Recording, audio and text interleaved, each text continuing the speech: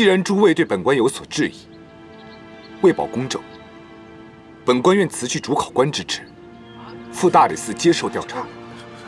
如若抽到本官的考题，亦可作废，另去抽取。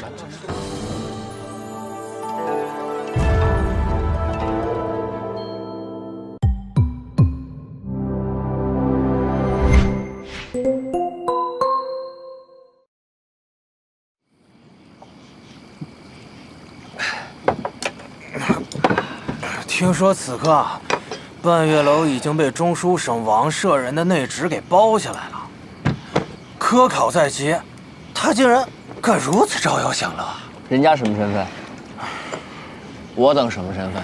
说不定早就已经把门道疏通好了。我们这些寒门子弟能跟人家比吗？如此说来，我们这寒门子弟岂不永无出头之日啊？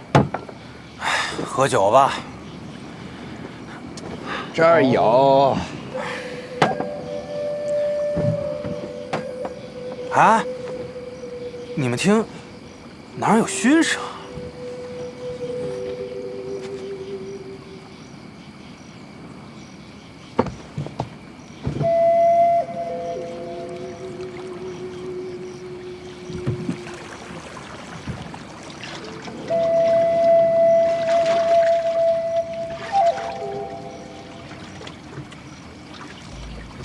敢问阁下，为何挡住我们的去路？诸君夜泊镜湖，醉卧乌篷，想必是科考在即，心有烦忧。吾特来为诸君解惑。阁下何人？怎知我们是荆轲世子？吾乃镜湖先生，可辨识人心，知过去未来。王承秋，我看此人行事藏头露尾，多半是个骗子吧？就是啊，天下哪有此等神人？我可不信。如若不信，可上传一试。诸君心中所求，得无相助，皆可达成。我愿意试。请。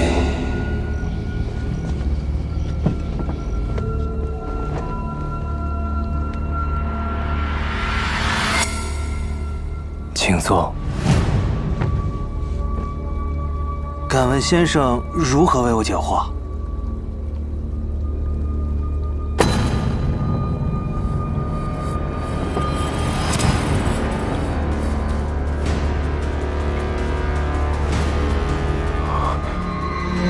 凝神静气，详看此物，一切因果尽在其中。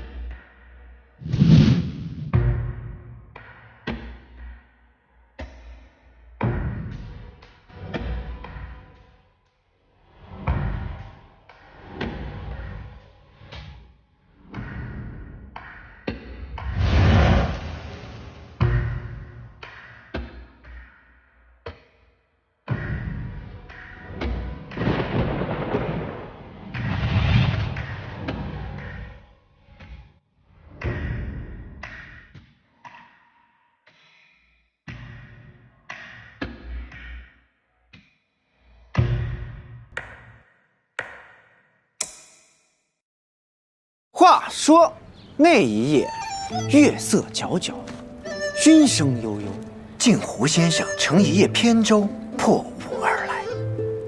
他邀请世子王成上船一叙，三言两语便点拨了他，然后又消失在一片薄雾之中。你们猜后来怎么了？怎么着？怎么着？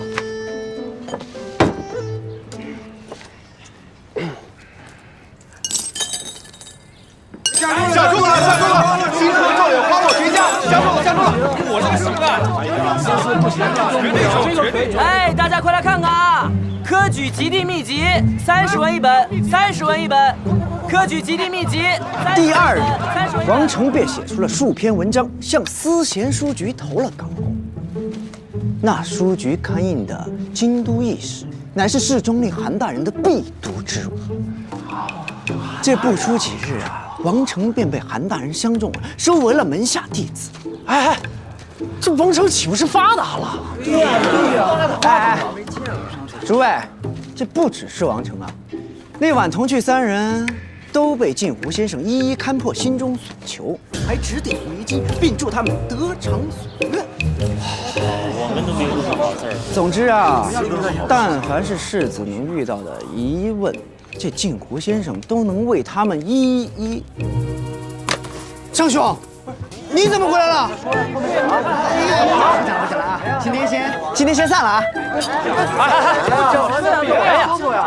这镜湖先生该怎么找啊？这我也想知道啊。不过呀，还是去镜湖边碰碰运气吧。啊，先生，别走啊！哎，听说了吗？这次科举啊，太后跟圣上都想让自己的人来当主考官，相争不下，到最后呢，却让一个两头都没站的蓝侍郎讨了空子。那个人油盐不进啊，送礼的都让打回来了。哦，马兄莫非之前碰过钉子？怎么说话呢？我用得着吗？对，也是。马兄啊，堂堂江南郡守之子，过些日子啊就要迎娶国舅千金了，还用得着讨好他区区一个蓝侍郎？就是。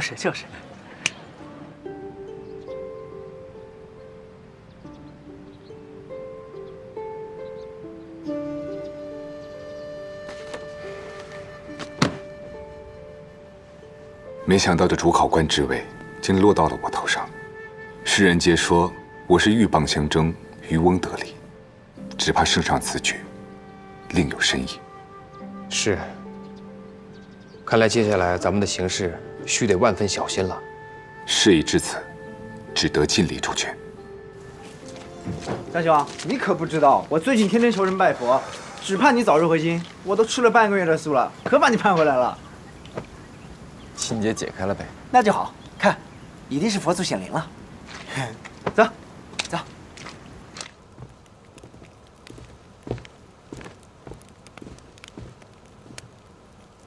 啊，这不是最近快科举了吗？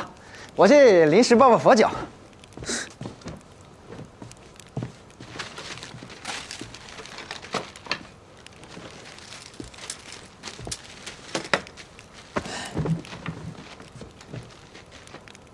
对了，你刚刚说那镜湖先生是什么人啊？哦，你说那人啊，那可是个神人啊，就是在你离京不久后突然出现的。哎，别说，那人跟你还有点渊源呢。我听闻他也会一种术法，能窥探内心，预知未来，而且也要用到一种水气。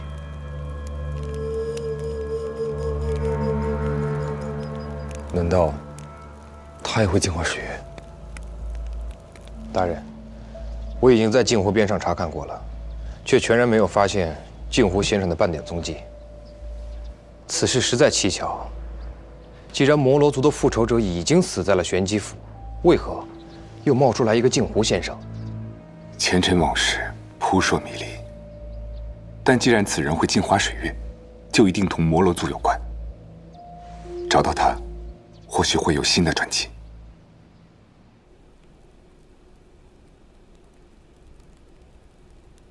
张兄，这就是我跟你说过，受过镜湖先生指点的许兄。许兄，这是我的好兄弟张平。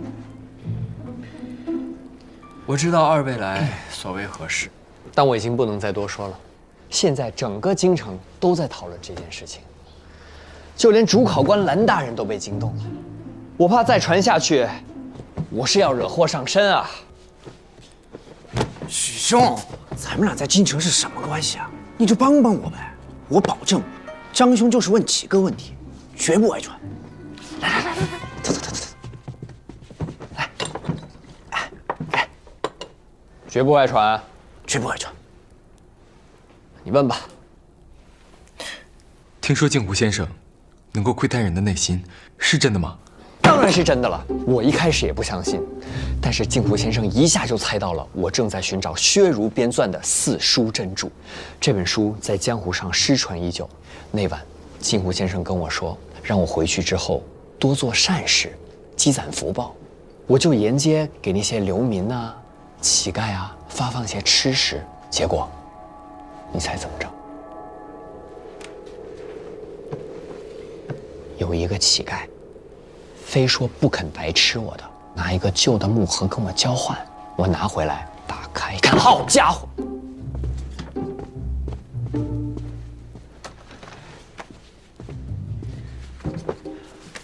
里面竟然就是这本《四书真注》。哇，真是太神了吧！干嘛？问就问啊，别打我的书的主意。镜湖先生那晚使用的水器是这样的吗？还真是一样的呀。你们怎么也有？嗨，那天我详细的跟张兄说了一下，他觉得特神，他就仿制了一下，仿制的。那镜湖先生是如何用此物对你施术的？哎，你干嘛呢？我就是往里注入清水，然后让我注视着水面啊，差不多就这样吧。好了，我要温书了啊，你们也回去。我再多问一句，你被施术后，还记得发生过什么吗？也没发生什么，就是感觉置身于仙境一般，心境无比平静。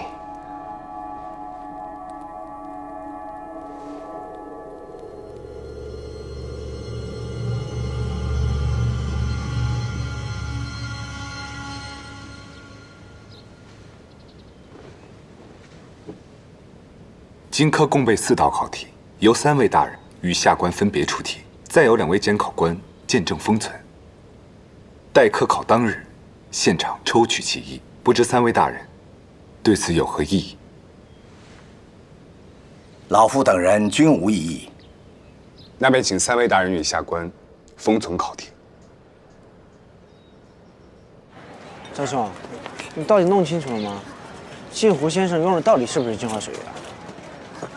水器的样式和施术过程的确跟净化水月一样，但是据我所知，净化水月并不能未卜先知，而且那个乞丐的出现也未免太过巧合了。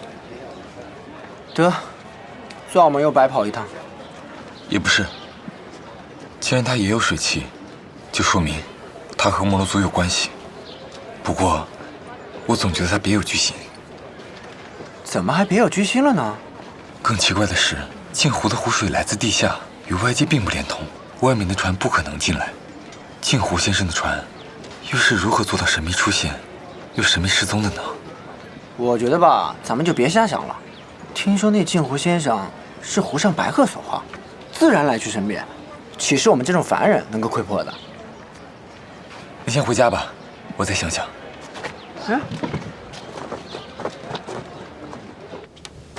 近来出现个镜湖先生，在世子中威望颇高，蓝侍郎可有耳闻？下官听说了。科举乃是为了选拔天子门生，却有宵小之人趁机笼络人心，怕是意图不轨。你作为主考官，需更加上心。下官谨记。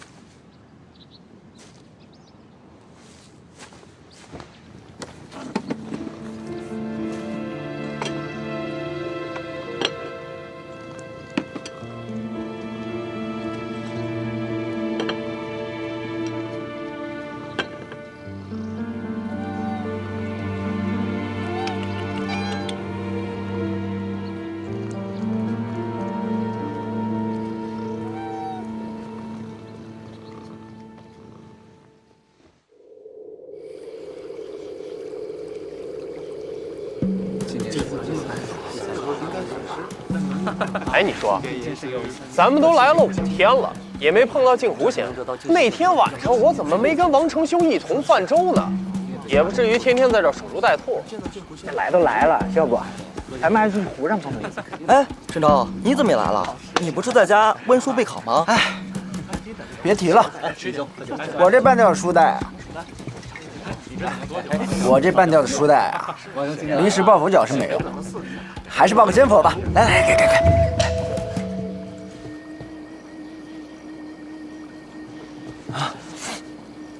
这熏声是镜湖先生。镜湖先生来了吗？哎，让让，快！哪儿呢？这湖上的是，一定是镜湖先生的锦囊。锦囊。这怎么拿呀？对呀。都让！你给我！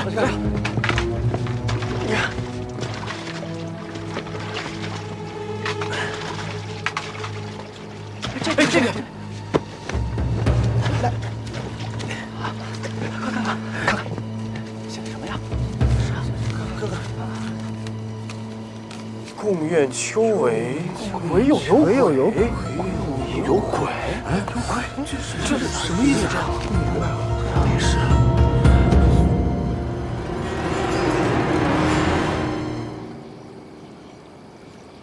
这有鬼又是什么意思啊？不知道啊。千万别让我抽到什么鬼友啊！明天就要科考，却遇到这档子事儿，蓝大人应该怪头疼的。一会儿抽签的时候，咱俩要遇到他该……蓝大人是考官，我们是考生，入场就好了。我看可不如常吧。这当初啊，我可听说有人天天出入蓝府，跟蓝大人怕是什么远房亲戚吧？那张兄今科定然是高中了。何轩在这儿，先行给您道喜了。何轩，张兄招你惹你了，少在这尖嘴薄舌。怎么了？我说的不都是事实吗？大家说是不是？是不是？就是。哎，诸位，考官来了。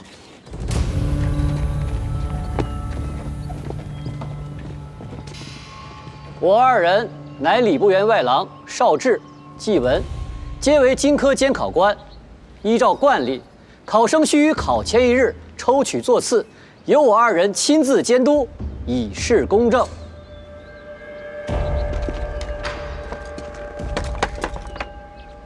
考试期间，1人1座，已按照天干地支的次序排列。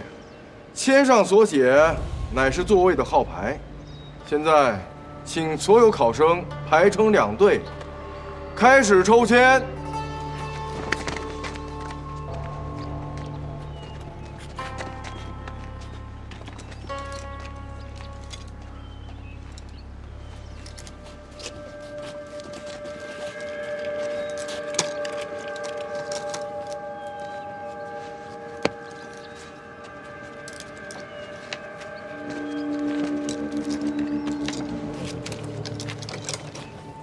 人参就在鬼友旁边，张兄，你可太幸运了！快点儿！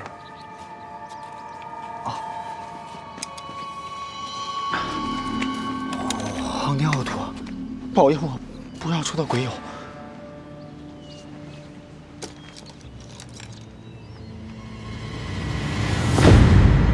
哎，陈子商抽中了鬼友号。哟，陈兄，镜湖先生预言你听说了吧？你可要小心。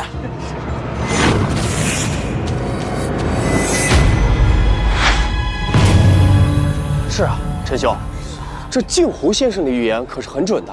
你呀，赶紧回家烧点符纸，去晦气。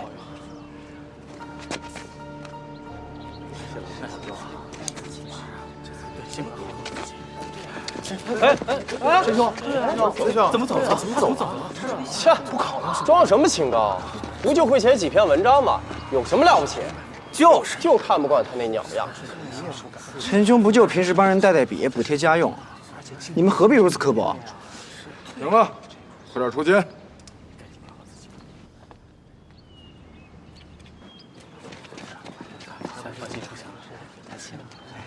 张兄，你看什么呢？他刚才反应有点奇怪。哎，要我抽到了，估计更慌。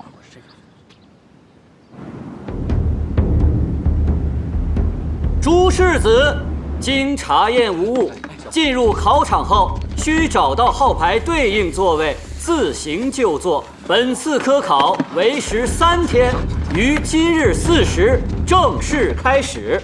4时过后，考场封门禁止入内，如若外出，需提前交卷，视为答卷完毕，不可再入。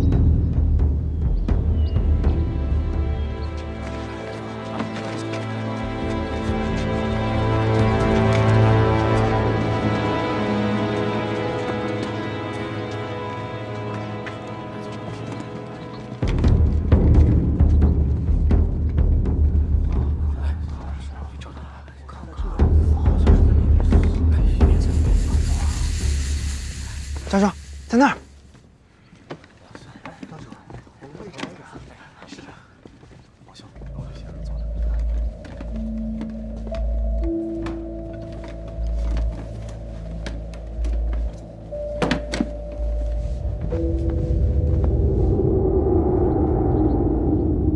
鬼友桌的人呢？哎，陈子尚还没来呢，该不会预言成真了吧？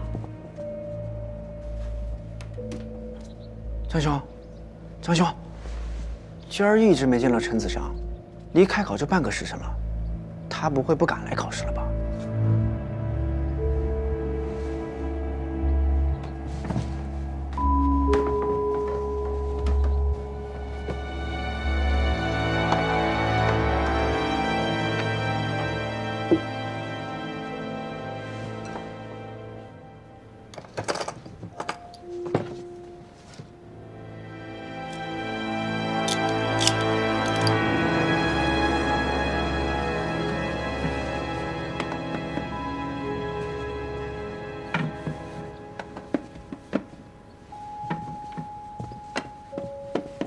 那鬼友有鬼的传言，蓝侍郎可曾知晓？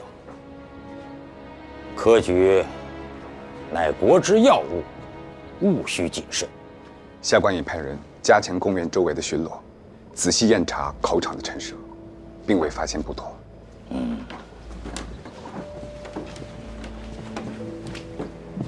4时在即，准备抽题。鬼友有鬼，到底什么意思？张兄，你到底看出什么来了？没什么异常。考官制。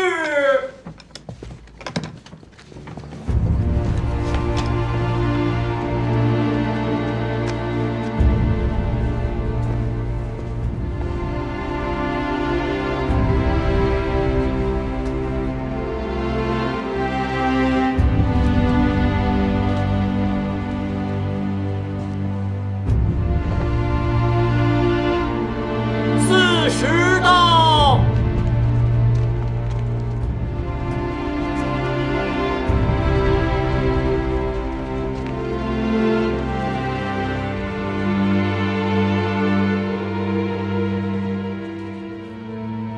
本官乃经科主考，礼部侍郎蓝卷，现抽取经科试题。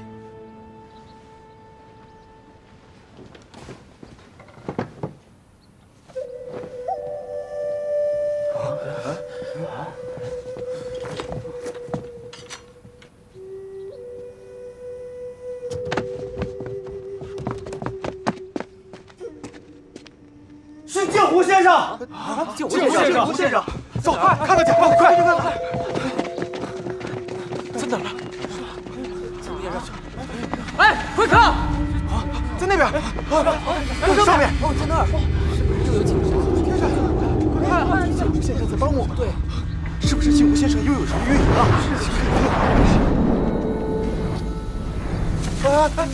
快看，这边有动静啊！这是锦囊，在那边，快接着！庶人似可逐鳌头，传路行遍西牧民。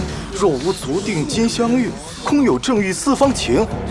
庶人似可逐鳌头，庶人逐鳌头的方法唯有登科呀！这说的不就是科举吗？快去查，怎么回事？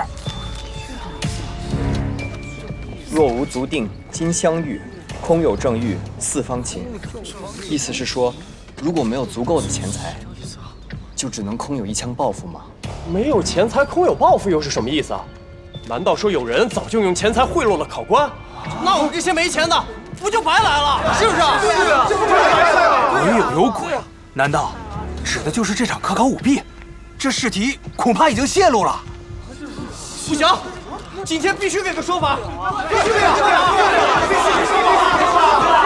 众怨众地，吵吵嚷嚷，成何体统？诸位稍安勿躁。本次科考的4位出题人，皆是圣上钦点，全程又有礼部监督，断不会有受贿舞弊的可能。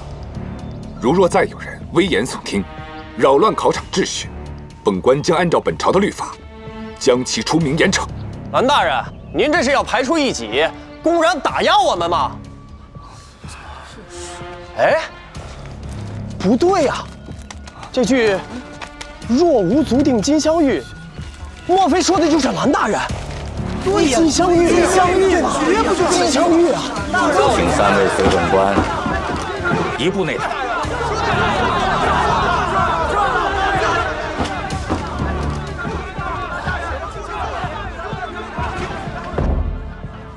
蓝侍郎，方才那一幕你作何解释？事出突然，下官也是防不胜防。那是诗，你又怎么说？这一句有诸多解释，单凭“金镶玉”3个字，便说下官受贿，这未免太过牵强。况且那镜湖先生藏头露尾，别有居心，他的话岂可取信？张平，你跟蓝大人沾亲带故，该不会是你们串通舞弊，他泄题给你的吧？蓝大人在帮你作弊吗？我刚刚看到你在鬼友号鬼鬼祟祟，你到底在做什么？我是去查案，看着挺老实的，没想到居心叵测啊！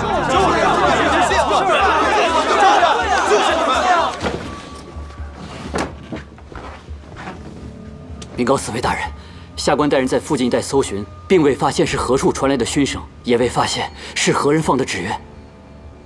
你速去请部通知王侍郎此事，请他前来相助调查。不妥。老夫和窦尚书都是荆轲出题之人，我儿王晏理应遵循六亲回避、下属回避这2个条律，不能介入科考啊。老夫为官几十载，还从未见过哪届科考出了这么大的乱子。若要稳住考生的心，恐怕只有你辞去主考官一职，另择贤能了。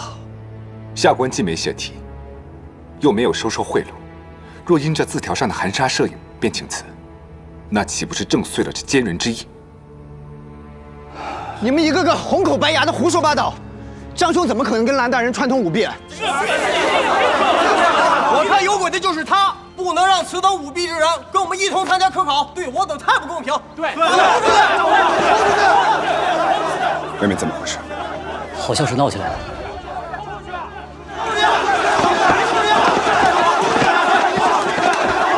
我和蓝大人没有关系。住手！我和蓝大人没有关系，更没有串通作弊。你蒙谁呢？刘太傅、王太尉，方才这个人在鬼友桌前鬼鬼祟祟，定是他跟蓝侍郎串通舞弊，应该把他们都抓出去严惩。我没有。张平，事到如今，你还有什么好狡辩的？我还纳闷呢，你又没有什么钱，如何舞弊？我看你就是蓝大人的亲戚。我说了我没有。蒙谁呢？蒙谁呢？哦，对，现在这样，你作何解释？我没有，我说了我没有。住手！本官与张平并无瓜葛。我朝规定，考前3月，考生均需录入家状。既然大家有此疑虑，我便当众宣读张平的家状，以正视听。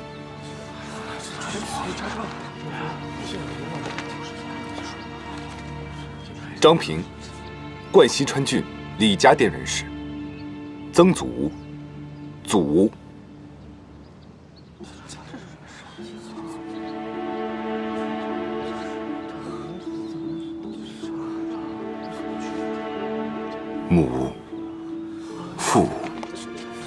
兄弟舞，三代舞，合家口音。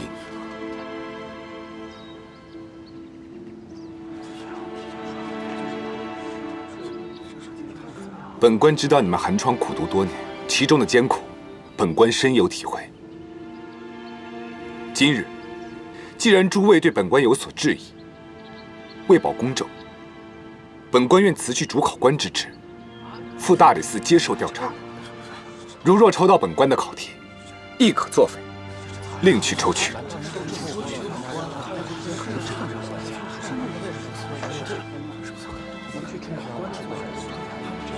少智，礼部的事宜，暂由你和季文主持。